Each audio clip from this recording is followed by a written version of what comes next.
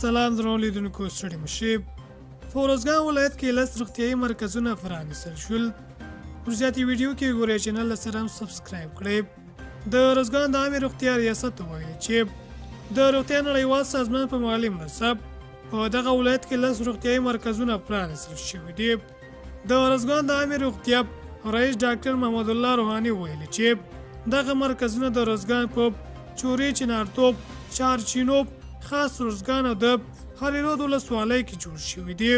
د ارزګان ولایت د عامې روغتیا رئیس زیاته کړې چې د یادو مرکزونو په پرانیستلو سره په د خوارځواکۍ نسایي ولادي ناروغانو د درملنې د عمومي درملو جراحي او رواني مشورې اسانتیاوې رامنځته شوي.